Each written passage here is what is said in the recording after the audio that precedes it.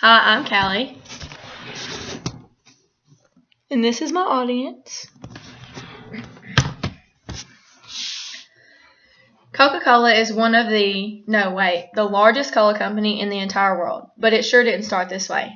A man named Dr. James S. Pemberton in Atlanta, Georgia, created it on May 8th of 1886. Originally, it was designed to be tonic, but with one taste, Pemberton knew it was destined to be the award-winning, multi-billion-dollar company we know and love. So he removed the medicinal ingredients and marketed his new cola at local convenience stores, selling it to all past buyers. About a century and a bit later, this little soft drink company has evolved into the multi-billion-dollar award-winning company we call Coca-Cola. It's won tons of awards. Do you remember Coke Music? It won an award for being the best interactive website in the world for 2003. Coke also won Battle of the Brands, a competition featuring all of the major brands, including Nike, Adidas, and Nintendo. Just think about it. Coca-Cola must be pretty good to have won against all those companies.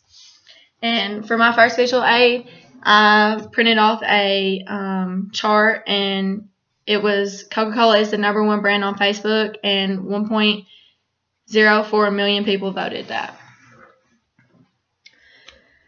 I think the major reason this happened is because Coke is dedicated to quality. They really care about their consumers. In 1940, Coke made sure the soldiers were supported.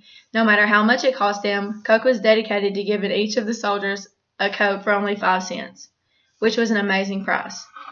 Even for back then, on a diet, Coke offers diet and caffeine-free Coke. Don't like the taste of diet?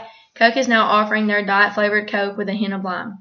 Now, you've all probably heard the rumors of people putting the tooth in the Coke and it melting. But will that really happen to you? Of course not. The tooth in the Coke took about 4 to 5 days to melt.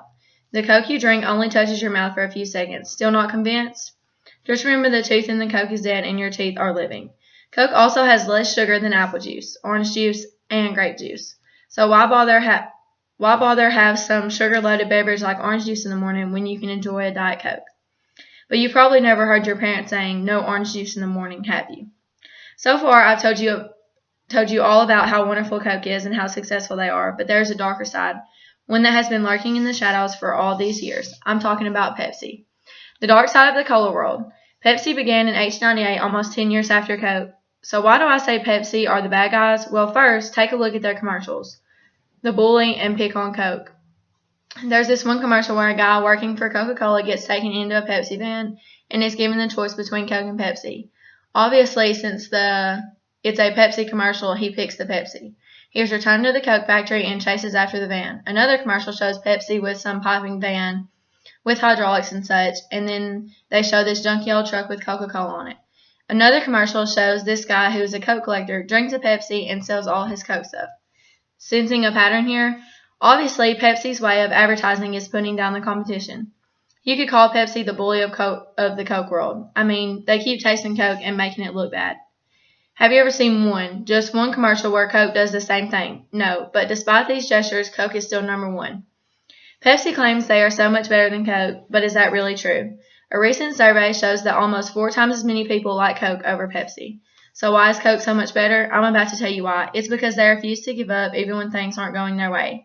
Up until 1975, Pepsi hadn't been all that bad to Coke, but I guess all of those years of being second finally got to them. In 1975, Pepsi conducted the Blind Taste Challenge, proving it was better than Coke. Coke, who refused to fail, spent almost 4 years creating and perfecting a new formula. They tested it and found it more appealing than Pepsi.